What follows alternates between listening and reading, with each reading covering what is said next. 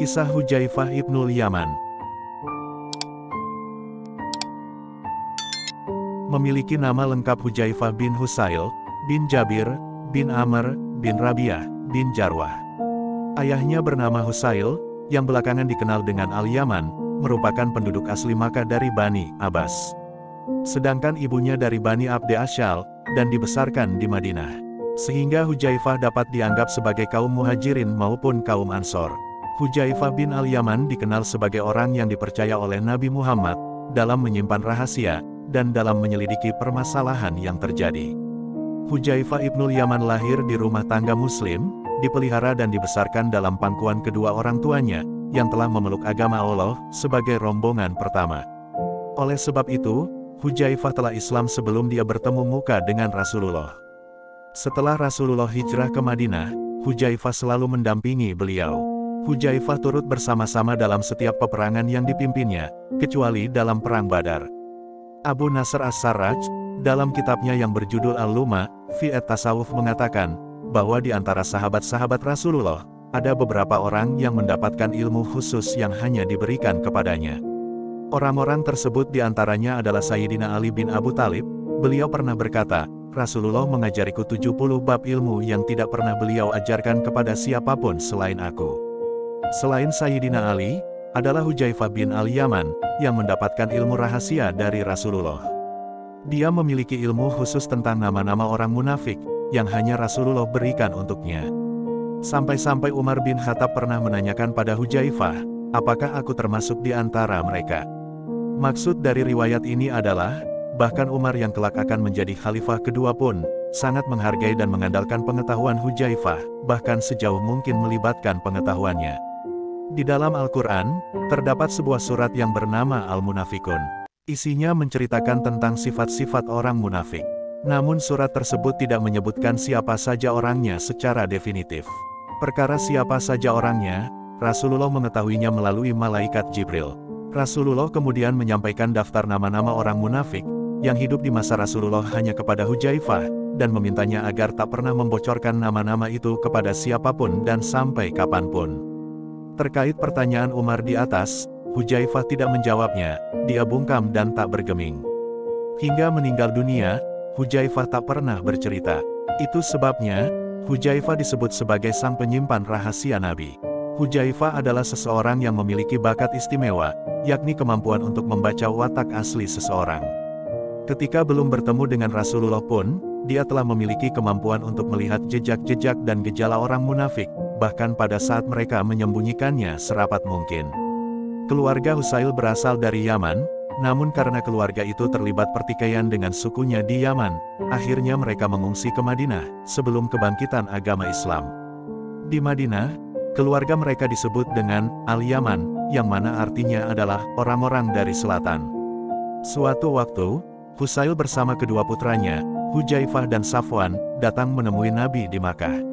Setelah pertemuan tersebut, ketiganya memutuskan untuk masuk Islam. Setelah masuk Islam, bakat alamiah Hudzaifah untuk membaca watak asli seseorang, semakin tajam karena didikan Rasulullah. Terhadap Rasulullah, hatinya benar-benar terbuka, tak ada satupun persoalan hidupnya yang dia sembunyikan. Bersama Rasulullah dia tumbuh menjadi orang yang jujur, dan mencintai orang-orang yang teguh membela kebenaran. Sebaliknya, dia tidak menyukai orang-orang yang berbelit-belit, gemar ria, culas, dan bermuka dua. Dia bergaul dan sangat dekat dengan Rasulullah, dan sungguh, tidak ada tempat lainnya yang dapat membuat kepribadian Hudzaifah dapat berkembang dengan pesat, yakni dalam pangkuan agama Islam, di hadapan Rasulullah, dan di tengah-tengah banyak sahabat Rasulullah yang menjadi perintis dari ajaran ini. Mengenai kedekatannya dengan Rasulullah, Hudzaifah berkisah, suatu waktu aku melaksanakan salat dengan Rasulullah pada bulan Ramadan. Dia kemudian bangkit untuk mandi, dan aku menutupinya agar tidak terlihat. Ketika air tersisa di wadah, katanya, jika mau, engkau bisa menggunakannya untuk mandi, kalau tidak, kamu bisa menambahkan air lagi. Wahai Rasulullah, aku menjawab, air sisa milikmu ini lebih kucintai daripada apapun yang bisa aku tambahkan. Ketika aku mulai mandi, Rasulullah menutupiku. Engkau tidak perlu menutupiku, kataku kepada beliau. Dia menjawab, kenapa tidak? Aku harus menutupimu sebagaimana engkau menutupiku. Demikianlah dia terus belajar bersama Rasulullah, dan bakatnya menjadi benar-benar tumbuh dan berkembang pesat. Dengan keahliannya, dia mampu membaca tabiat dan air muka seseorang.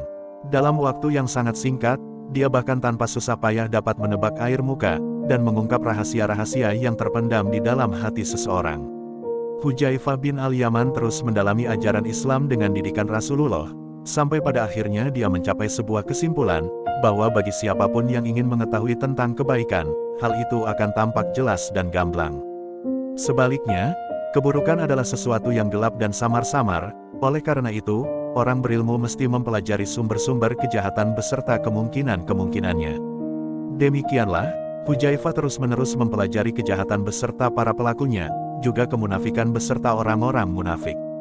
Berkata Hudzaifah, orang-orang bertanya kepada Rasulullah tentang kebaikan, tetapi aku bertanya kepadanya tentang kejahatan, karena khawatir terlibat di dalamnya. Pernah aku bertanya, wahai Rasulullah, dulu kita berada dalam kejahiliahan dan diliputi kejahatan, lalu Allah mendatangkan kepada kita kebaikan ini, apakah di balik kebaikan ini ada kejahatan? Ada, ujarnya. Kemudian apakah setelah kejahatan ada lagi kebaikan? Tanyaku lagi. Memang, tetapi kabur dan bahaya. Apa bahaya itu? Yaitu segolongan umat yang mengikuti sunnah tetapi bukan sunnahku, dan mengikuti petunjuk tetapi bukan petunjukku. Kemudian setelah kebaikan tersebut masihkah ada lagi kejahatan? Tanyaku lagi. Masih, ujar Nabi, yakni para tukang seru di pintu neraka. Barang siapa menyambut seruan mereka, akan mereka lemparkan ke dalam neraka. Lalu kutanyakan kepada Rasulullah, ya Rasulullah, apa yang harus aku perbuat bila aku menghadapi hal demikian? Ujar Rasulullah, senantiasa mengikuti jamaah kaum muslimin dan pemimpin mereka. Bagaimana jika mereka tidak memiliki jamaah dan tidak juga pemimpin? Hendaklah engkau tinggalkan golongan itu semua, walaupun engkau akan tinggal di rumpun kayu, sampai engkau menemui ajal dalam keadaan demikian. Berbekal petunjuk dari Rasulullah, Hudzaifah lalu terus menjalani kehidupannya, dengan mata terbuka dan hati yang waspada, terhadap sumber-sumber fitnah dan seluk-beluknya, demi menjaga dirinya sendiri dan memberi peringatan kepada yang lainnya tentang bahaya fitnah. Hasil dari penelitiannya kemudian, dia tuangkan dalam sebuah pemikirannya sendiri, berkatalah Hudzaifah. Sesungguhnya Allah Ta'ala telah membangkitkan Muhammad SAW. Maka diserunya manusia dari kesesatan kepada kebenaran, dari kekafiran kepada keimanan. Lalu yang menerima, mengamalkannya, sehingga dengan kebenaran itu, yang mati menjadi hidup, dan dengan kebatilan, yang hidup menjadi mati. Kemudian masa kenabian berlalu, dan datang masa kekhalifahan mengikuti jejak beliau, dan setelah itu tiba zaman kerajaan yang durjana. Di antara manusia ada yang menentang, baik dengan hati maupun dengan tangan serta lisannya, maka merekalah yang benar-benar menerima yang hak. Dan di antara mereka ada yang menentang dengan hati dan lisannya tanpa mengikut sertakan tangannya, maka golongan ini telah meninggalkan suatu cabang dari yang hak. Al-Tabari dalam kitabnya, Tarikh Al-Rusul wa Al-Muluk, mengatakan, meskipun Hudzaifah bin Al-Yaman merupakan sahabat yang masuk Islam pada masa generasi paling awal, namun dia tidak ikut serta dalam Perang Badar yang terjadi pada 624 Masehi, atau tahun kedua Hijriah. Namun Al-Tabari tidak menjelaskan lebih rinci, apa alasan Hudzaifah tidak mengikuti perang pertama umat Islam tersebut.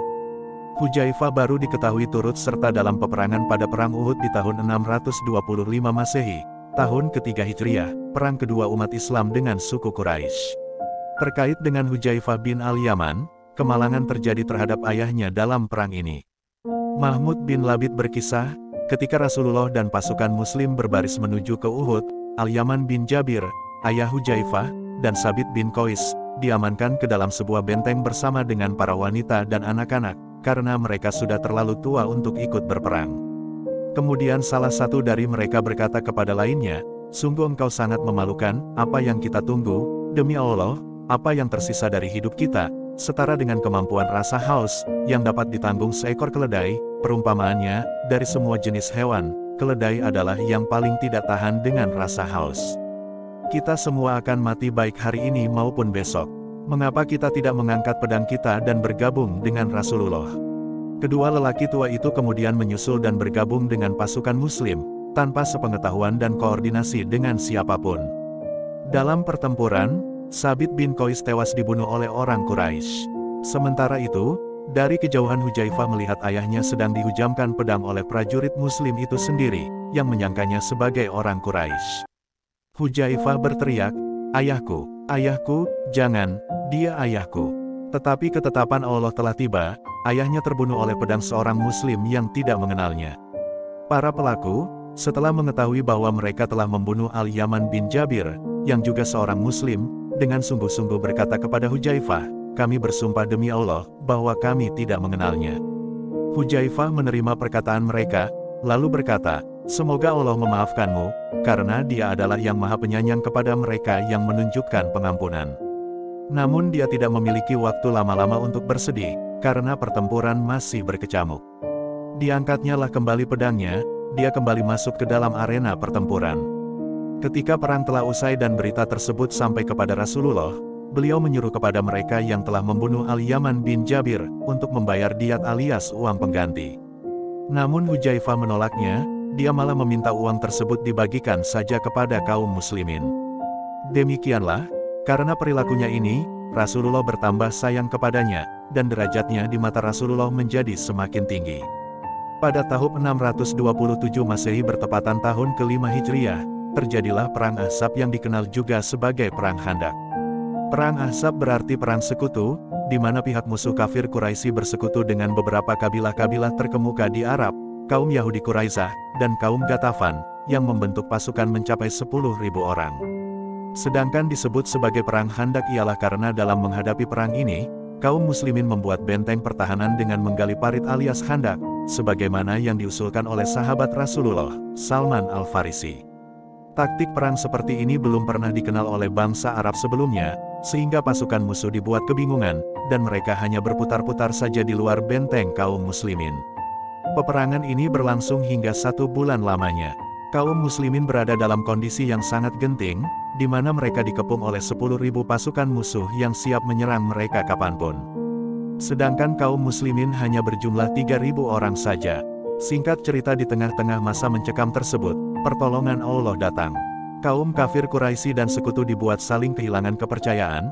Dalam hal ini, dibantu oleh Nuaim bin Mas'ud dari Ghatafan, yang diam-diam telah masuk Islam, lalu memasuki perkemahan musuh untuk mengadu domba mereka. Akibatnya terjadi perpecahan di antara musuh, semangat perang mereka pun menjadi turun drastis. Dalam situasi seperti ini, Rasulullah lalu berdoa, "Ya Allah yang menurunkan kitab dan yang cepat hisabnya, kalahkanlah pasukan musuh. Ya Allah, kalahkanlah dan guncangkanlah mereka." Tidak lama setelah Nabi Muhammad berdoa, datanglah badai yang memporak-porandakan tenda-tenda musuh. Tidak ada sesuatu yang tegak namun pasti ambruk, tidak ada yang tertancap melainkan pasti tercabut, dan tidak ada seorang pun yang dapat berdiri tegak di tempatnya. Mulai dari sini, barulah Hudzaifah bin Al-Yaman memainkan perannya, yang berani dan beresiko tinggi dalam Perang Khandaq.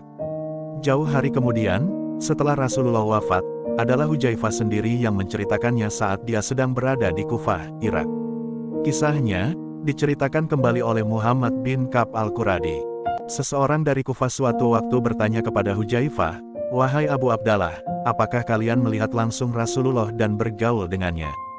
"Ya, keponakanku tersayang," jawab Hudzaifah. Orang itu kemudian bertanya lagi, "Apa yang biasanya kalian lakukan?" Hudzaifah menjawab, "Demi Allah, kami biasa mengerahkan diri kami untuk membantu Rasulullah dengan amat sangat." Orang itu kemudian berkata, "Demi Allah, seandainya kami berada di zaman Rasulullah, kami tidak akan membiarkan dia berjalan di muka bumi, melainkan kami akan menggendongnya di atas bahu kami." Hudzaifah menjawab, "Keponakanku tersayang, aku bersumpah demi Allah bahwa aku bersama Rasulullah dalam Perang Khandaq." Dia kemudian melanjutkan ceritanya tentang ketakutan, kelaparan, dan dingin yang amat sangat yang harus mereka tanggung. Di tengah udara yang begitu dingin, karena badai yang didatangkan oleh Allah, dan kelaparan yang amat sangat, karena Madinah dikepung dan diblokade oleh pasukan sekutu, ketika Perang Khandaq, Rasulullah memimpin salat. Fadalah bin Ubaid meriwayatkan, bahwa ketika Rasulullah sedang memimpin salat, banyak di antara mereka yang ambruk karena kelaparan. Mereka adalah orang-orang Sufa. Melihat mereka, beberapa Badui berkomentar bahwa mereka sudah gila. Setelah menyelesaikan salat, Rasulullah menoleh kepada mereka dan berkata, "Jika kalian tahu apa yang akan diberikan Allah untuk kalian, sebagai imbalan atas penderitaan kalian, kalian akan berharap bahwa kelaparan dan kemiskinan kalian terus bertambah. Beberapa sahabat juga dilaporkan memakan dedaunan yang berjatuhan karena saking kelaparannya. Malam itu Rasulullah lalu bertanya kepada umatnya, siapa yang akan pergi dan mengumpulkan informasi tentang musuh, Allah akan menjadikannya sebagai pendampingku pada hari kiamat. Tidak ada seorang pun yang berdiri maupun merespon. Rasulullah bertanya kembali, siapa yang akan pergi dan mengumpulkan informasi tentang musuh, Allah akan menjadikannya sebagai pendampingku pada hari kiamat. Reaksi mereka masih sama, diam. Karena masih belum ada yang menanggapi, akhirnya Rasulullah memanggil Hudzaifah bin Al-Yaman, wahai Hudzaifah. Demikianlah, Rasulullah menunjuk Hudzaifah untuk melaksanakan tugas yang sulit tersebut. Itulah sebabnya di kemudian hari, ketika ada seseorang yang berbual, demi Allah, seandainya kami berada di zaman Rasulullah, kami tidak akan membiarkan dia berjalan di muka bumi, melainkan kami akan menggendongnya di atas bahu kami. Maka jawaban Hudzaifah sederhana, benarkah itu yang akan engkau lakukan?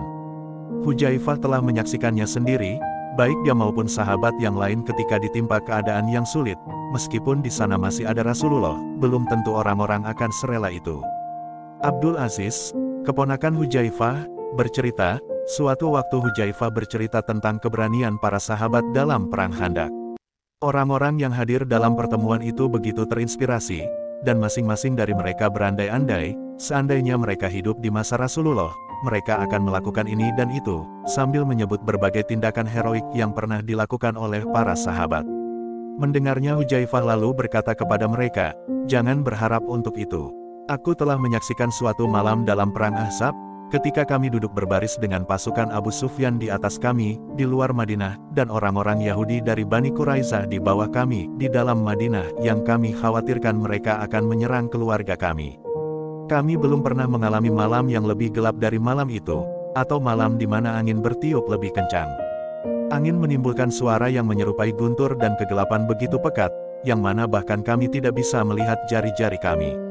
Orang-orang munafik mulai meminta izin kepada Rasulullah untuk pulang ke rumah dengan alasan bahwa rumah mereka terbuka untuk diserang, padahal sebenarnya tidak. Rasulullah mengizinkan setiap orang dari mereka untuk pulang. Ketika Rasulullah memberi mereka izin, mereka diam-diam pergi dan kami tinggal tersisa sekitar 300 orang. Rasulullah mendekati setiap orang sampai dia datang kepadaku. Aku tidak memiliki perlengkapan untuk melawan musuh, dan semua perlengkapanku terhadap dingin hanyalah selendang wol istriku yang nyaris menutupi lututku. Aku sedang berjongkok, ketika Rasulullah datang kepadaku dan bertanya siapa aku. Ketika aku memberitahunya bahwa aku adalah Hudzaifah, beliau memanggilku, mengatakan, wahai Hudzaifah. Karena enggan berdiri, aku menyusut ke tanah saat aku menjawab, ya, wahai Rasulullah. Ketika aku berdiri, Rasulullah berkata, sesuatu telah terjadi di antara musuh. Aku ingin engkau memberiku beberapa informasi dari mereka. Meskipun aku adalah yang paling ketakutan pada saat itu dan merasa yang paling kedinginan, aku pergi. Kemudian Rasulullah berdoa, ya Allah, lindungilah dia dari depan, dari belakang, dari kanan, dari kiri, dari atas, dan dari bawah. Hudzaifah melanjutkan, aku bersumpah demi Allah, bahwa setelah doa itu, setiap rasa takut dan dingin di dalam diriku kemudian pergi, dan aku tidak merasakannya sedikitpun. Ketika aku pergi, Rasulullah memberi perintah, wahai Hudzaifah, jangan melakukan apapun terhadap mereka sampai engkau kembali.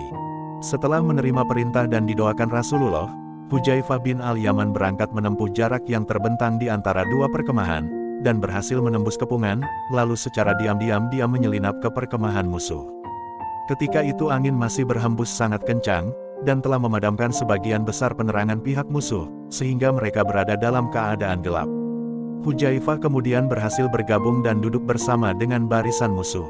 Diriwayatkan dari Abdul Aziz, keponakan Hudzaifah, berkatalah Hudzaifah, ketika mendekati pasukan musuh, aku melihat cahaya api yang telah mereka nyalakan.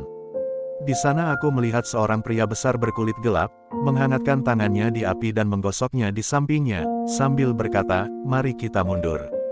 Mari kita mundur, aku belum pernah tahu Abu Sufyan sebelumnya. Dalam riwayat versi lainnya yang lebih detail, dikatakan bahwa karena Abu Sufyan takut kegelapan, malam itu dimanfaatkan oleh mata-mata pihak muslim, maka dia berkata, wahai segenap golongan Quraisy, hendaklah kalian memperhatikan kawan duduknya, dan memegang tangan serta mengetahui siapa namanya. Hudzaifah bertindak cepat merespon pernyataan Abu Sufyan. Dia bercerita, "Maka segeralah aku menyalami tangan laki-laki yang duduk di dekatku. Kataku kepadanya, 'Siapa engkau ini?' Dia menjawab, 'Aku si Fulan putra si Fulan.'" Hudzaifah berhasil mengamankan penyamarannya. Abu Sufyan lalu berkata kembali, "Wahai orang-orang Quraisy, kekuatan kalian sudah tidak utuh lagi. Kuda-kuda kita telah binasa, demikian juga halnya unta. Bani Quraisyah juga telah mengkhianati kita, sehingga kita mengalami akibat yang tidak kita inginkan. Dan sebagaimana kalian saksikan sendiri, kita telah mengalami bencana angin badai, periuk-periuk berpelantingan, api menjadi padam, dan tenda-tenda berantakan. Maka mundurlah kalian, aku pun akan mundur." Abu Sufyan lalu naik ke punggung untanya dan mulai berjalan. Melanjutkan riwayat dari Abdul Aziz, Hudzaifah lalu berkata, "Aku mengeluarkan anak panah dengan bulu putih dari wadahnya, dan menempatkannya di busurku untuk menembak Abu Sufyan, selagi masih terlihat, namun aku teringat perintah Rasulullah, jangan melakukan apapun terhadap mereka sampai engkau kembali. Aku kemudian menahan diri dan memasukkan panah kembali ke wadahnya. Aku kemudian mengumpulkan keberanianku dan melanjutkan pencarian informasi di antara prajurit musuh. Orang-orang yang paling dekat denganku adalah suku Bani Amir, yang berteriak, 'Wahai keluarga Amir, mundur, mundur, kalian tidak bisa tetap di sini.' Angin bertiup kencang ke dalam barisan mereka, tanpa membuat satu jengkal tangan pun keluar dari tempat kemah mereka. Demi Allah, aku bisa mendengar suara bebatuan menghantam gerobak, dan tempat tidur mereka ketika angin menghempaskan mereka." Setelah peristiwa itu, Hudzaifah memutuskan untuk kembali kepada Rasulullah. Aku kemudian pergi untuk kembali ke Rasulullah. Ketika aku telah mencapai setengah perjalanan, atau hampir setengah perjalanan, aku bertemu sekitar 20 penunggang kuda yang semuanya mengenakan turban. Mereka berkata kepadaku, "Beritahu pemimpinmu bahwa Allah telah bertindak atas namanya." Ketika aku kembali ke Rasulullah, aku mendapatkan beliau sedang melakukan salat dengan berbalutkan selendang kecil.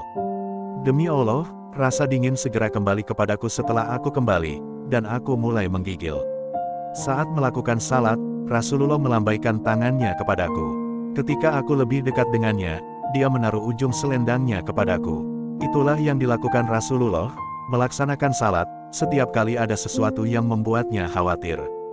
Aku kemudian memberitahu Rasulullah tentang apa yang telah terjadi, dan mengatakan kepadanya bahwa musuh telah mundur ketika aku meninggalkan mereka. Saat itulah Allah menurunkan ayat-ayat Al-Quran berikut ini.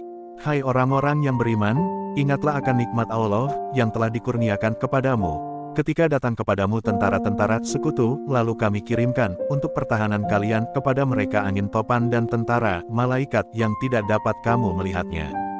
Dan adalah Allah Maha melihat akan apa yang kamu kerjakan. Dan Allah menghalau orang-orang yang kafir itu, agar kembali ke Makkah, yang keadaan mereka penuh kejengkelan. Lagi, mereka tidak memperoleh keuntungan apapun. Mereka tidak berhasil mencapai tujuan mereka untuk menghancurkan Islam dan Muslim. Dan Allah menghindarkan orang-orang mukmin dari peperangan, mengalahkan musuh meskipun kekurangan sumber daya. Dan adalah Allah Maha Kuat lagi Maha Perkasa." Surat Al-Ahzab ayat 9-25. Selepas wafatnya Rasulullah, umat Islam terlibat peperangan dengan Kekaisaran Persia, Sasaniyah, sebuah kekaisaran tua yang sudah ada dari sejak masa pra-Islam. Dalam kurun waktu sekitar 400 tahun sebelumnya, Sasaniyah adalah kekuatan terbesar di Timur Dekat. Ia menjadi rival bagi kekuatan raksasa lainnya, Kekaisaran Roma. Kekhalifahan Islam terlibat perang dengan Kekaisaran Sasaniyah dalam jangka waktu yang cukup lama, yakni dari tahun 633 hingga 651 Masehi. Pada masa pemerintahan Khalifah kedua, Umar bin Khattab, jumlah tentara Muslim berkembang sangat pesat jauh melampaui pada masa-masa sebelumnya, dan pada masa inilah umat Islam sudah bisa mengerahkan kekuatan tempurnya dalam skala yang amat besar. Namun apabila dibandingkan dengan Kekaisaran Sasaniyah, tetap saja, jumlah tentara Muslim masih jauh di bawahnya. Dalam pertempuran puncak melawan Sasaniyah, jumlah tentara Muslim hanya sekitar 30.000 orang. Jika dibandingkan dengan tentara Sasaniyah yang jumlahnya mencapai 150.000 orang, maka jumlah tentara Muslim hanya seperlimanya. Kembali kepada sosok Hudzaifah bin Al-Yaman, jika sebelumnya dia lebih dikenal sebagai seorang pemikir ketimbang seorang prajurit, maka pada era Khalifah Umar bin Khattab pandangan tersebut akan tertolak. Nyatanya Hudzaifah menjadi sosok penting dalam peperangan di Persia. Dia menjadi komandan dalam pertempuran-pertempuran di kota-kota di Hamadan, Rai, dan Danawar. Pada pertempuran puncak melawan Sasaniyah di kota Nahawan, sekarang bernama Nahaven, berada di provinsi Hamadan, Iran, pada tahun 642 Masehi. Umar mengeluarkan sebuah dekrit tertulis. Jika kaum muslimin telah berkumpul, maka masing-masing panglima hendaklah mengepalai bawahannya, sedangkan yang akan menjadi panglima besar adalah Numan bin Muqorin. Dan seandainya Numan tewas, maka panji-panji komando hendaklah dipegang oleh Hudzaifah, dan kalau dia tewas juga, maka oleh Jarir bin Abdillah. Demikianlah, Numan berangkat memimpin pasukan muslim. Di pihak Sasaniyah, mereka dipimpin oleh Firuzan. Sasaniyah menggunakan strategi defensif, dan mereka berlindung dalam sebuah benteng yang kuat. Setelah beberapa pertempuran, Numan melancarkan taktik pura-pura kalah, pasukan muslim melarikan diri dari medan perang. Tergiur akan kemenangan, Firuzan dan pasukan Sasaniyah kemudian meninggalkan benteng dan mengejar pasukan muslim. Pengejaran ini terbukti menjadi kesalahan taktis terbesar, karena orang-orang Sasaniyah dipaksa untuk bertarung di medan yang tidak menguntungkan. Dalam pengejaran itu, pasukan Sasaniyah dijebak di ngarai di antara dua gunung. Di tempat inilah kemudian pasukan muslim melancarkan serangan baliknya. Namun nahas, baik Firuzan maupun Numan sama-sama tewas di tempat tersebut. Dengan demikian, sesuai dengan perintah Umar, Hudzaifahlah yang kini mesti mengambil kendali atas peperangan. Dilaporkan, sebelum bendera tentara muslim jatuh ke tanah, Hudzaifah segera menyambutnya dengan tangan kanannya. Dia menggiring tentara muslim untuk terus maju ke depan dengan keberanian yang luar biasa. Selagi perang masih berlangsung, Hudzaifah memberikan perintah, bahwa sebelum perang berakhir, hendaknya kematian Numan dirahasiakan. Hudzaifah kemudian memanggil Naim bin Muqorin, adik Numan. Dia meminta Naim menggantikan posisi Numan, tidak jelas apakah tindakannya ini sekedar bentuk penghormatan, atau sebagai tipu daya untuk pihak musuh, menyamarkan Numan dengan adiknya. Semua itu dilakukan Hudzaifah dengan cekatan dalam waktu hanya beberapa saat, karena roda peperangan seringkali berputar dengan begitu cepat. Hudzaifah kemudian melaju kembali dengan kecepatan penuh, merangsek tentara Sasaniyah sambil berteriak, "Allahu Akbar," dia telah menepati janjinya. Telah dibelanya tentaranya. Hudzaifah kemudian memutar tali kekang kudanya, menghadap tentara muslim sambil berteriak, "Hai umat Muhammad, pintu-pintu surga telah terbuka lebar, bersiap menyambut kedatangan tuan-tuan. Jangan biarkan ia menunggu lebih lama. Ayolah wahai pahlawan-pahlawan Badar, majulah pejuang-pejuang Uhud, Khandak, dan Tabuk." Hudzaifah terus memompa semangat prajurit muslim, memelihara semangat tempur dan ketahanan pasukan muslim. Meski dengan jumlah pasukan yang jauh lebih sedikit, tentara muslim akhirnya meraih kemenangan yang gemilang. Dilaporkan, dalam perang Nahawan, jumlah korban tentara Persia mencapai 100.000 orang, jumlah yang teramat besar. Bagi bangsa Persia, perang ini menjadi sebuah titik balik dalam sejarah mereka. Dan akan menjadi penentu bagi masa depan mereka selanjutnya. Kekaisaran Sasaniyah resmi berakhir pada tahun 651 Masehi, ketika kaisar terakhir mereka, Yadgar III, tewas dalam sebuah pengejaran oleh tentara muslim di kota Maru, yang sekarang berada di Khurasan. Namun dia tewas bukan oleh tentara muslim, melainkan oleh pemberontakan setempat. Setelahnya, Persia menjadi wilayah kekuasaan muslim, dan banyak warganya yang masuk Islam. Namun kebudayaan Persia tidak hilang akarnya, mereka terus tumbuh dan bahkan banyak diadopsi oleh orang-orang Islam, bahkan sampai hari ini. Umar bin Khattab, saat menjadi khalifah dalam banyak riwayat dilaporkan sangat menyukai dan mempercayai Hudzaifah bin Al-Yaman. Begitu banyak urusan pemerintahan yang diserahkan kepada Hudzaifah oleh Umar. Salah satu kisahnya diriwayatkan oleh Aslam, pembantu Umar. Suatu waktu Umar meminta kepada orang-orang di sekelilingnya untuk mengungkapkan keinginan mereka. Seseorang berkata, "Aku berharap ruangan ini dipenuhi dirham yang bisa aku gunakan di jalan Allah." Ketika Umar meminta orang yang lainnya untuk mengungkapkan keinginannya juga, orang selanjutnya berkata, "Aku berharap ruangan ini dipenuhi dengan emas yang dapat aku gunakan di jalan Allah." Ketika Umar mengulangi lagi pertanyaannya, orang yang lainnya berkata, "Aku berharap ruangan ini dipenuhi dengan permata atau sesuatu yang berharga yang bisa aku gunakan di jalan Allah." Ketika Umar sekali lagi meminta mereka untuk mengungkapkan keinginan mereka, mereka menjawab, "Apa lagi yang bisa kita harapkan?" Umar kemudian berkata, "Tidak seperti kalian, aku berharap ruangan ini dipenuhi oleh orang-orang seperti Abu Ubaidah bin Al-Jarrah, Mu'adh bin Jabal, dan Hudzaifah bin Al-Yaman, sehingga aku dapat mempekerjakan mereka untuk melayani Allah. Umar kemudian mengirim sejumlah uang kepada Hudzaifah, dan menginstruksikan orang yang mengirimnya untuk melihat apa yang akan Hudzaifah lakukan terhadap uang itu. Ketika uang itu sampai kepadanya, Hudzaifah membagikan semuanya kepada orang miskin. Umar kemudian mengirim sejumlah uang kepada Mu'adh bin Jabal, dan dia juga membagikan semuanya. Setelah itu, dia mengirim sejumlah uang kepada Abu Ubaidah bin Al-Jarrah, dan sekali lagi dia memberikan instruksi kepada orang yang mengirimkannya, agar dia harus melihat apa yang dilakukan Abu Ubaidah dengan uang itu. Ketika Abu Ubaidah juga memberikan semua uang kepada yang membutuhkan, Umar berkata kepada orang-orang, "Bukankah aku sudah memberitahu kalian?" Muhammad bin Sirin meriwayatkan, bahwa setiap kali Umar menunjuk seorang gubernur, dia akan mengeluarkan surat penunjukan instruksi terhadap masyarakat yang berada di daerah yang dimaksud. Isi suratnya biasanya berisi, "Kalian harus mendengarkan dia dan menaatinya sepanjang dia menegakkan keadilan." Namun demikian, ketika Umar menunjuk Hudzaifah untuk menjadi gubernur Madain, yang sekarang bernama kota Ctesifon, di Irak, dia menulis ini dalam surat pengangkatannya, "Dengarkanlah dia, patuhi dia, dan berikan apapun yang dia minta dari kalian." Khalid Muhammad Khalid menggambarkan kejadian ketika Hudzaifah tiba di Madain. Penduduk kota itu berduyun-duyun keluar untuk menyambut gubernur baru mereka. Ketika mereka menunggu rombongan gubernur, ternyata yang mereka lihat hanyalah seorang laki-laki yang sedang mengendarai keledai dengan wajah berseri-seri. Di atas keledai itu, dia beralaskan kain usang, sedang kedua kakinya menjuntai ke bawah. Di kedua tangannya terlihat dia sedang memegang roti dan garam, sedang mulutnya sedang mengunyah. Mereka akhirnya tahu bahwa itu adalah gubernur mereka, namun mereka hampir-hampir tidak dapat percaya. Sebelumnya di Persia, tidak pernah ditemui seorang pembesar yang begitu sederhana seperti Hudzaifah. Sekarang mari kita lanjutkan riwayat versi Muhammad bin Sirin di atas. Hudzaifah kemudian meninggalkan Umar, dengan keledai yang dilengkapi dengan gerobak untuk membawa barang-barangnya. Ketika Hudzaifah tiba di Madain, dan diterima oleh orang-orang di daerah itu dan para petani setempat, dia duduk di gerobak dengan sepotong roti dan tulang, dengan beberapa potong daging di tangannya. Setelah membacakan surat pengangkatannya kepada mereka, penduduk berkata, "Engkau diperkenankan meminta kepada kami apapun yang engkau mau."